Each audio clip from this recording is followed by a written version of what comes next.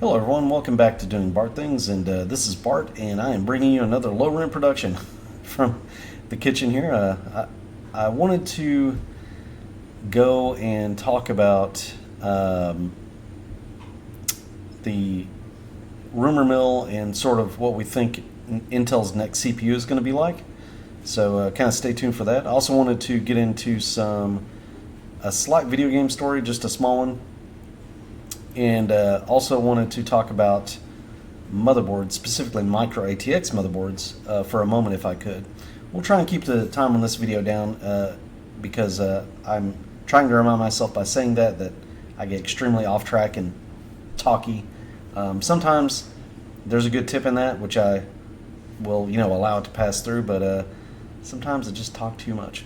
It's a little bit bright in the background. Sorry about that. A lot of lights and stuff going back there and the screen and everything, but we'll try to soldier on and get through this. So first up, let's talk about Intel 14th Gen, because that's the next CPU release that is coming up.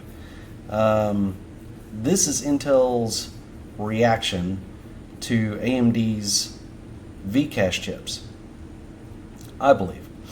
Now, they're not going to the test results here that you're seeing in this article a little bit misleading.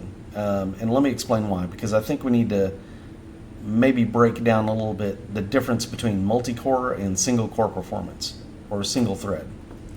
So you can see here the difference between the 14700K and the 13700K is maybe 4%, we'll say, across the board, roughly, at least according to this, in single thread, and then around, we'll say 17.5%, 18% in multi-thread.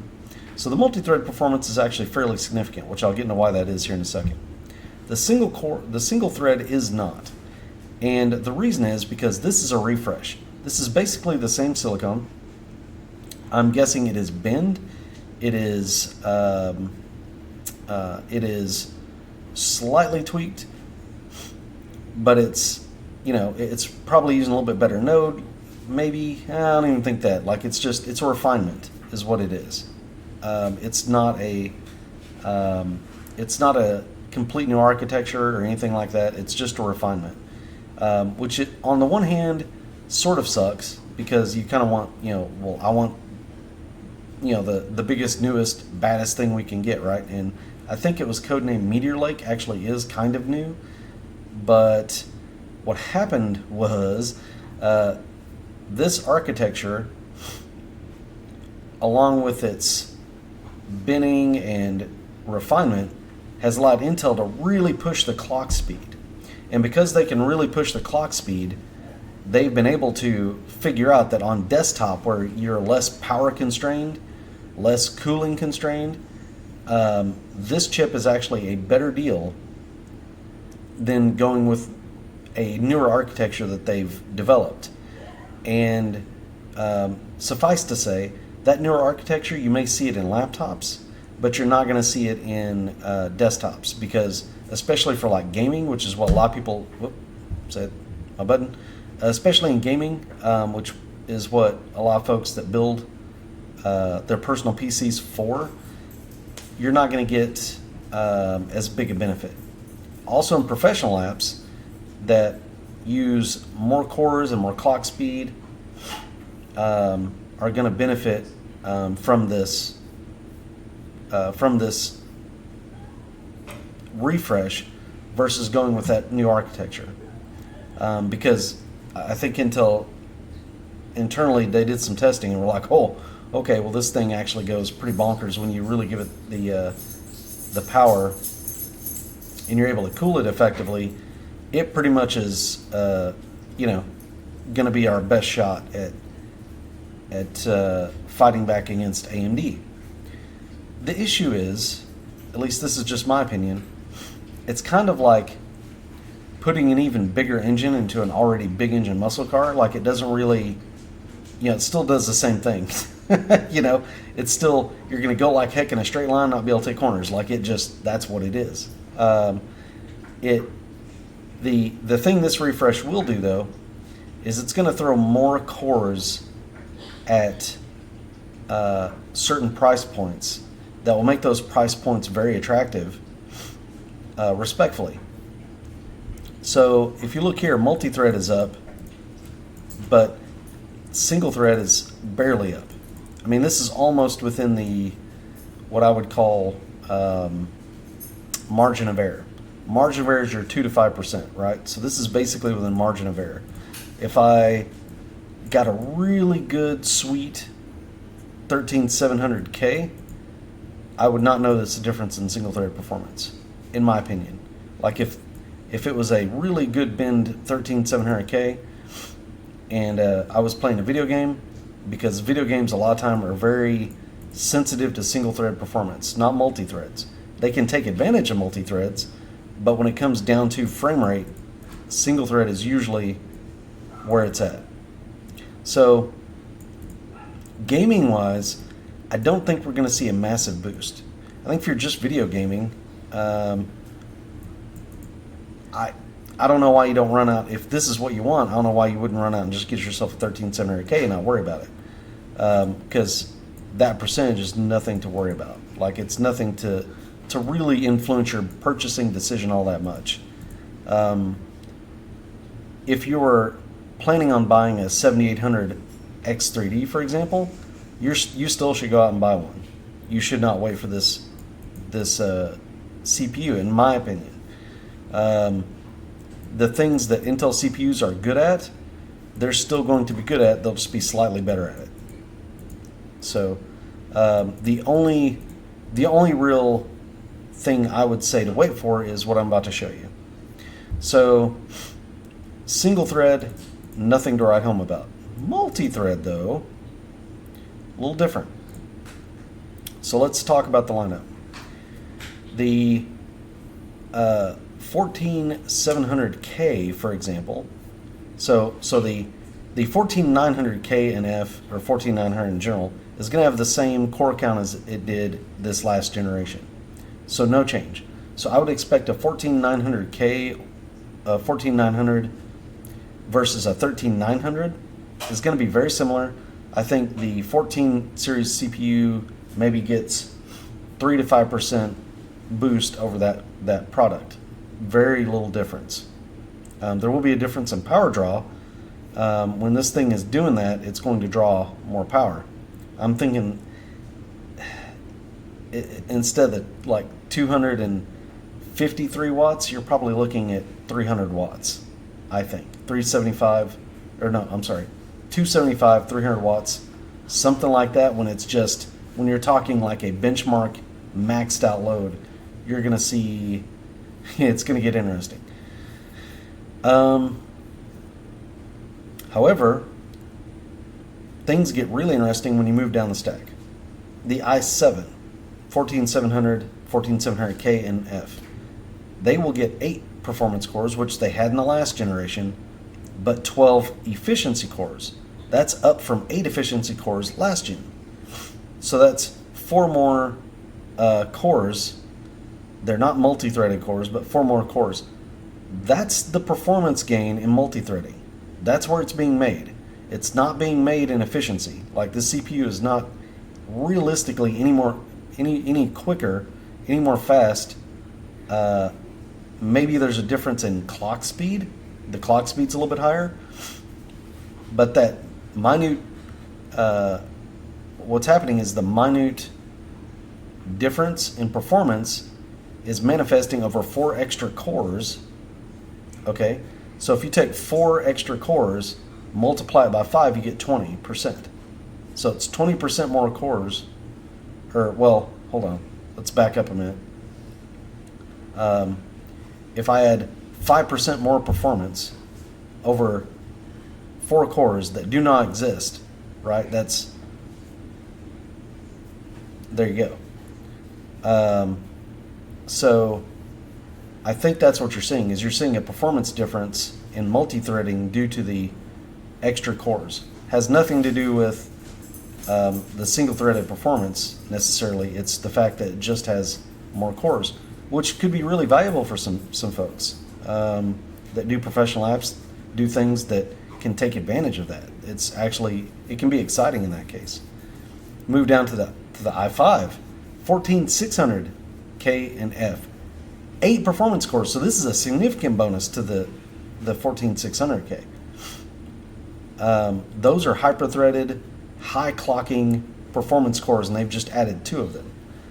So this CPU is going to act like the 13700K, not like the 13600K. Okay, so it's going to be a significant boost there. And if it's priced like a 13600K, that is going to be your sweet spot. That's going to be a great CPU. I would, for a gaming rig, all day long, every day, take that CPU over the other more expensive ones, because it's not going to take as much power, but the performance is going to be very similar. I mean, down the stack, the first 3 CPUs you see there all have 8 performance cores. The difference between them will be the efficiency cores and the price. So if I'm not into giant multi-threaded workloads that are out there for professional apps, off the top of my head, I'm not sure. I'm not really big in that stuff yet. I need to get into rendering and whatnot. But if you're not into any of those things, or even if you are, and you just maybe want to save a buck, you're not talking a giant leap in performance, but you are talking a giant leap in price, hundreds of dollars. The 14600K is probably going to be priced around $350, I'm guessing. And the 14900K, at least at launch, is probably going to be $600. I mean, I'm taking a stab. I'm just thinking at what the approximate level AMD CPU is going to be priced. These are definitely going to be more, if you're looking for a non-Vcache chip, these are probably going to be more your speed. I would probably lean towards these over the base 7950X, for example. I mean, a 14600K makes a hell of an argument probably against a 7950X, as does the other 2 chips above it. I think that's going to be a hell of a sweet spot. I mean, the 14500 gets 6 performance cores. That's pretty crazy. The 14400F, 6 performance cores. So basically, and 8 efficiency cores. I mean, that's a lot of cores. That's a lot of cores. These chips are getting very multi-core friendly. And the reason why Intel is doing this is because that's what they have. They don't really have the gaming performance crown per se. The things that Intel wins at, they're just going to continue to win at a little bit harder. Not much, but a little bit. And the things that they lose at because of those Vcache chips, the 7800 X3D is still going to be $400 because it's still going to be smacking down the 14900K and the things that it does, because it was winning in some benchmarks by 15-20%, and this is only going to be a 5% uplift in single core performance, single thread performance. So I really don't think the overall landscape changes a whole lot. And that's why they had to push somewhere. So their big push was to add more cores. Efficiency cores are not that expensive, so they threw more efficiency cores at it. But the significant change in the lineup, I think, is that 14600, where they added 2 more performance cores. That's going to make a big difference. That'll put more cash with the performance cores, and I think as a result, you're going to see a pretty large performance increase. You're also going to see a power draw increase. So if power is your thing and temperatures are your thing, and you're having a hard time with the newer architecture cooling it because you want like a small form factor system and you want to put a small cooler on there, this might influence your decisions a little bit. But if you're building a regular desktop, I don't see why that wouldn't be a really cool chip to go after, honestly. 16 efficiency cores is kind of overkill, and it will be way expensive. So I don't know, that 14600, 14700, those look like they're going to be great. But I would caution anybody who's waiting right now. if you have the funds and you want to build a PC, go ahead. And the cool part is, if you wait, one of the advantages to waiting, the 13,000 series are going to be had for some amazing deals, and they are not going to be that far off these CPUs, and they will socket. These CPUs are going to socket into the same motherboards, so that adds a little bit of complexity whether or not to buy now. These are going to be available. They're saying October. If you wait, you could stumble upon a really good deal for one of these CPUs in September and October as people offload to get their hands on these, potentially. Although you really don't have much reason to upgrade. Like, they're not going to be that much different. But people like to get the newest and best thing, so you might find you some deals on those. I think retailers will be trying to flush their inventory of 13,000 series parts. That could also be potential to have a good deal. And yeah, so that's kind of how I feel about it. It is a step. It is cool for Intel to refresh these, but here's what's going to happen. Kind of going back to AMD for a minute. AMD is looking at this going, we got them. And the reason is because this is not going to change the landscape. Intel is still going to do well at things that Intel does well at. The V-Cache chips are still going to win a lot of stuff. These, I don't think these, I mean, unless maybe if you are able to match these with, say, a new motherboard, if they come out, if motherboard manufacturers come out with a revision of the latest motherboards that allow for really good compatibility with 8,000 megahertz DDR5, and we even come out with faster memory like 8400, 8600 megahertz DDR5, maybe with that just crazy bandwidth we get, somehow they're able to claw back the performance crown in some of those benchmarks and some of those games.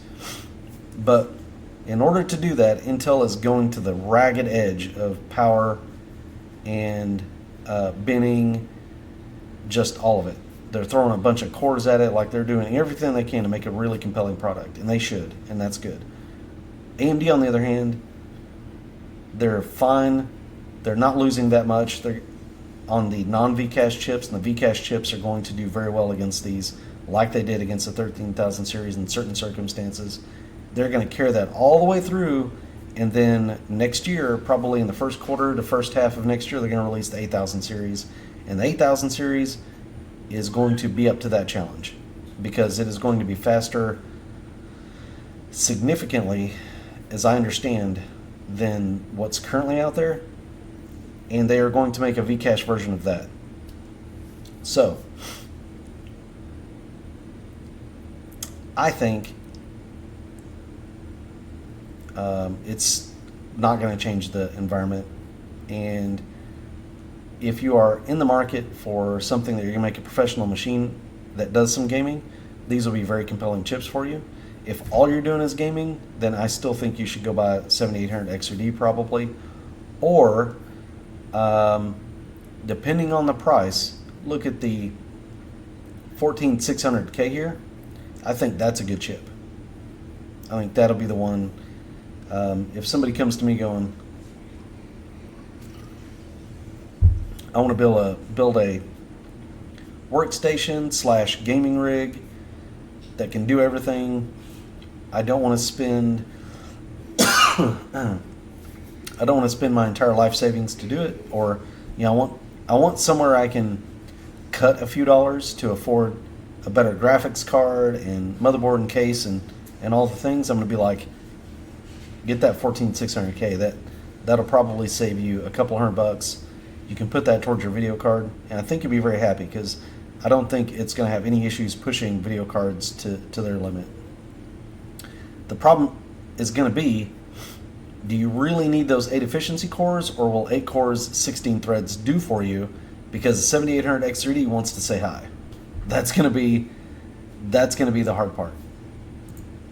All right, moving along.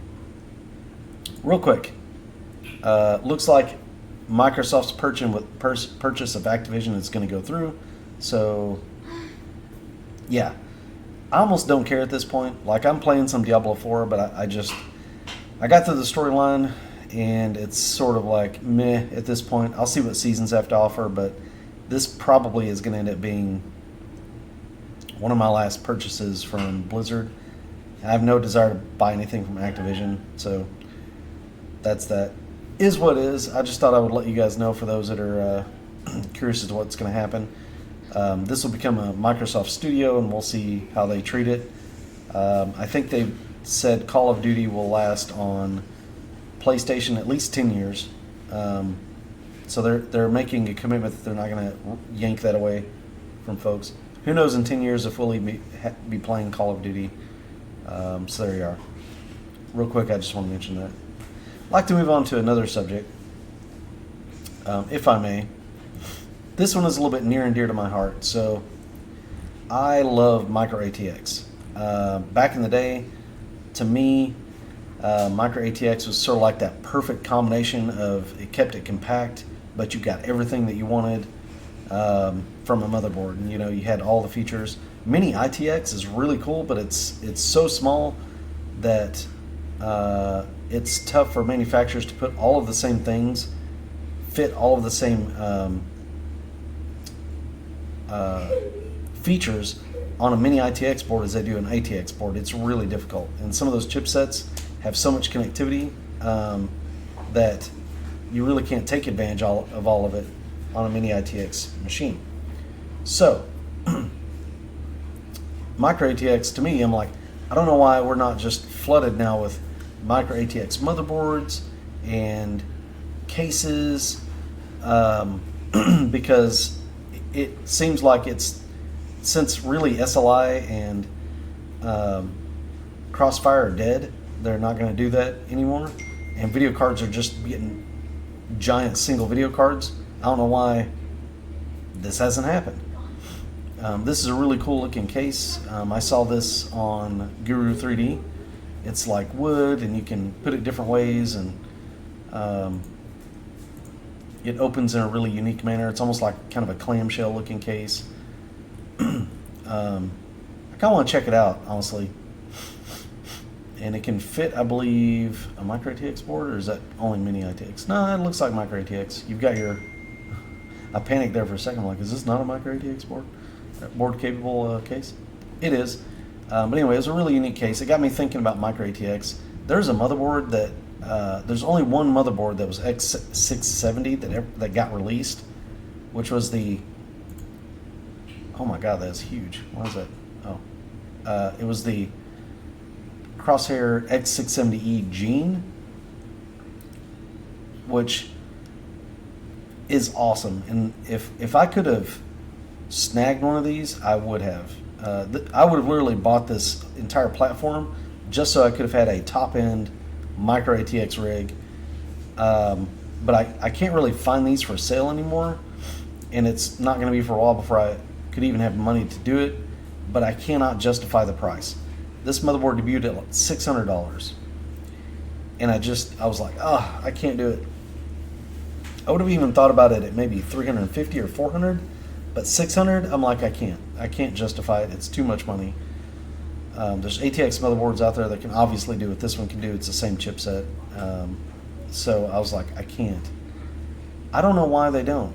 It's a mystery to me why we don't have more micro ATX cases with 4, preferably 5 slots to allow for really big, thick graphics cards, and then kind of build cases around that.